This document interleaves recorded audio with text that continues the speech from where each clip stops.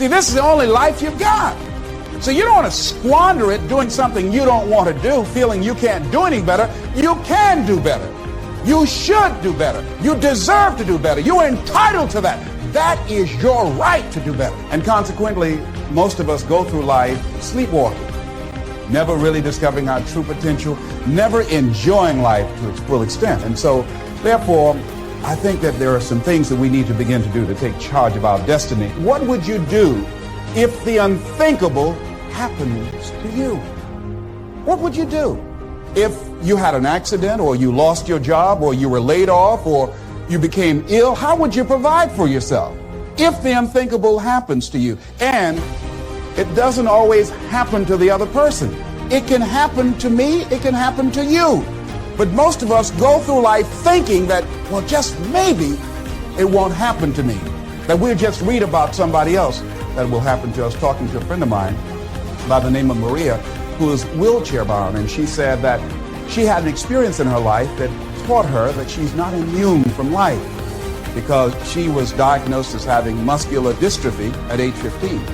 And she figured that was tragic enough. But 2 years ago, because of a malfunctioning wheelchair, she fell out of a van, struck her head, and suffered a closed head injury. Had blood on the brain, and they said that she perhaps might go blind, or she'd have loss of memory or concentration. And I said, how did you handle that? She said, Les, it was the best thing that could have happened to me. I said, why? She said, because on that day, I woke up and I realized that life is about today. Living today.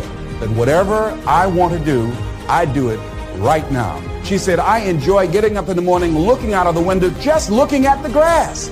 She said, because I could have lost my vision. She said, I'm appreciative of just the little things. Think about this idea. What does it take to be in charge of your destiny? Well, you got to begin to develop some skills, and you got to ask yourself a question. What do you have going for you? What is it that you have going for you right now that's a real plus for you? What is it that you have going against you? What kind of training do you require? What is it that you need to learn? See, you make money only one of three ways in an economy of this nature.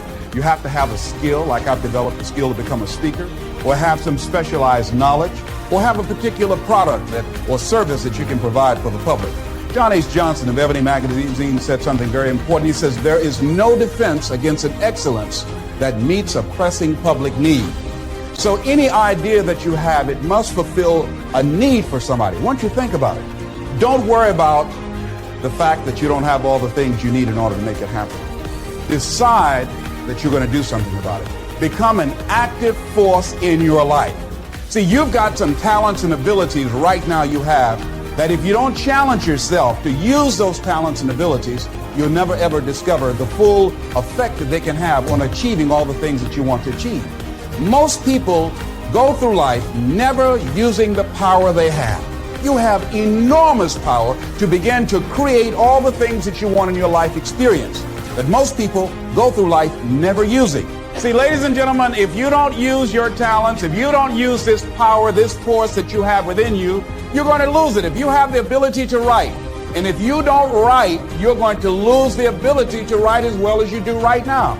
If you have the ability to play an instrument, the world's greatest said that if I miss a week of practice, I know it. And if I miss 2 weeks, the critics know it. And if I miss 3 weeks, my audience knows it. If you have the ability to draw well, and if you don't use that talent eventually, you're going to lose it. If I don't speak often, and at one point in my life, I missed speaking for around 6 months. And when I came up before an audience, I was rusty. I could not get my thoughts together. I could not have the power, the kind of confidence that I needed in order to make it happen.